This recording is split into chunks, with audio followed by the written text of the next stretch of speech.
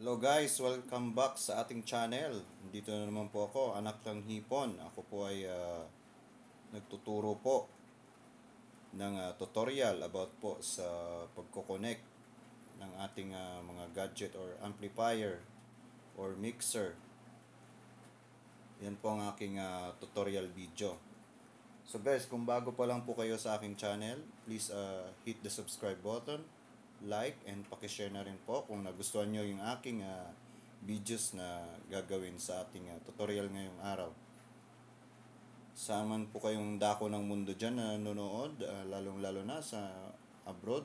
Shoutout po sa inyong lahat at God bless po. At sana po may matutunan kayo sa aking isi-share na tutorial.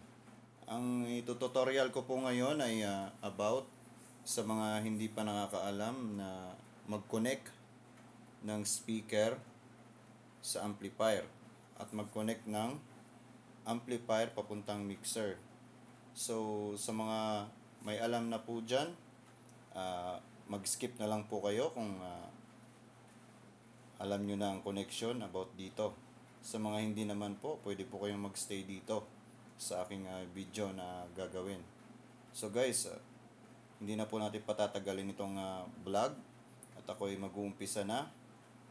And maraming salamat po ulit sa panonood and start na po tayo. So meron po tayo dito nakikitang gamit or gadget. Meron po tayong mixer at meron po tayong maliit na amplifier. At meron din po tayong speaker dito. Yan.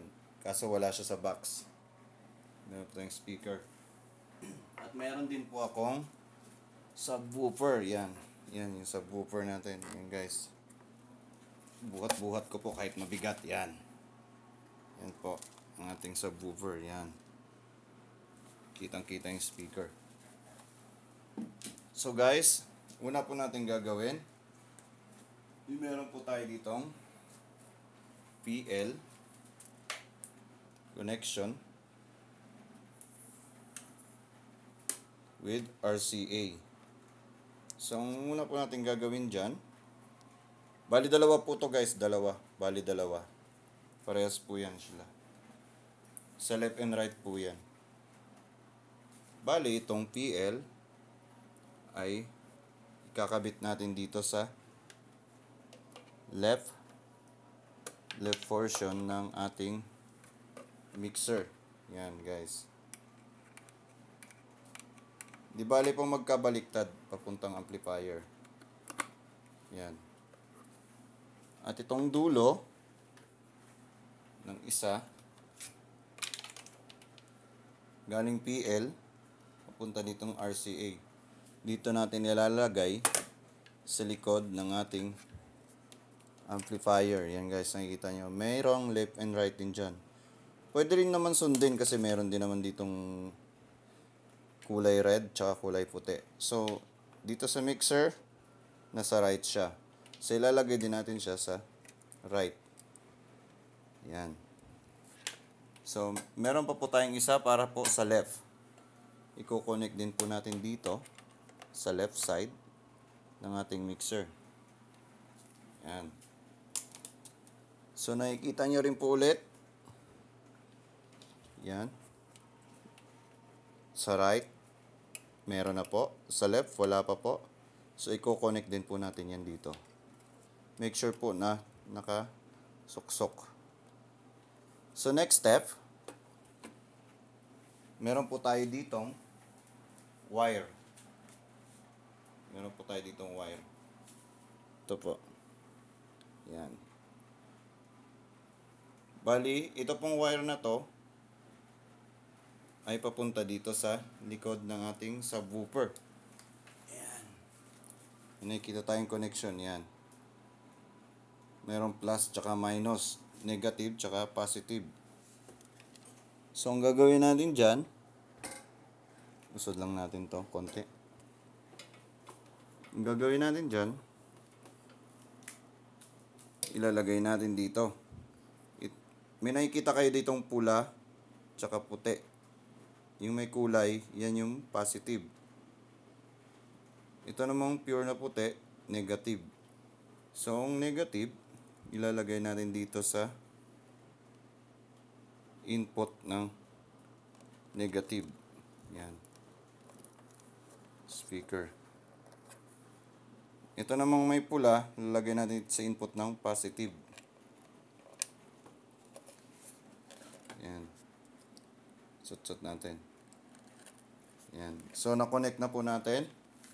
So, ang manggagaling dito, speaker natin na wiring,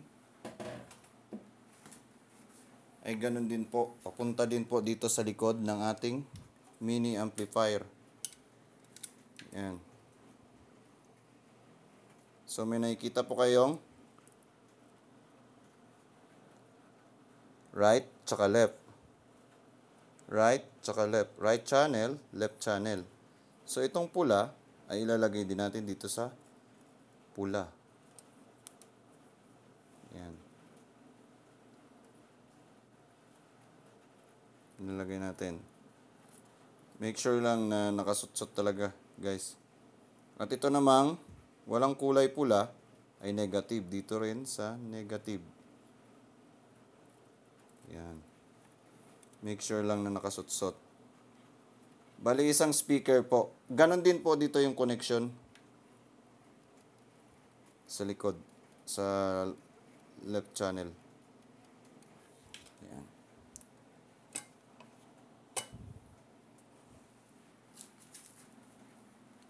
So, ang gagawin po natin,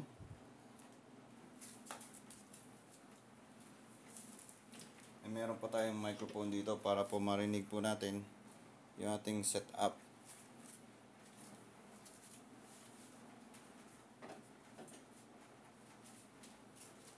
Hindi na po ako magpapatugtog ng music kasi baka po makopyright tayo. Ang gagawin na lang po natin, isa-soundcheck na lang natin siya. Ganun lang po ang ating gagawin. Ito pong microphone na female ay ilalagay natin dito. Yan. Tsaka make sure po guys pag dynamic microphone, kailangan naka-off tong phantom. Kasi para lang po siya sa condenser microphone. So, itong dulo na female, isusuksok natin dito sa microphone. Yan. Sa mga hindi pa po nakakaalam lang to sa mga may alam na po dyan, baka i-bash nyo naman po ako. Mas maganda may basher para maraming viewers. Thank you ulit sa mga bashers. Yan. So, make sure guys, pag nagbubukas po tayo ng ating gamit, kailangan unang-una ay ang ating mixer.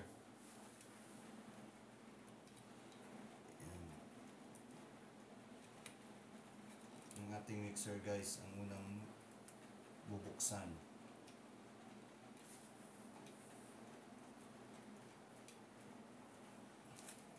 Yan. Yan, bukas na po ang ating mixer. And second, bubuksan na natin ang ating mini amplifier.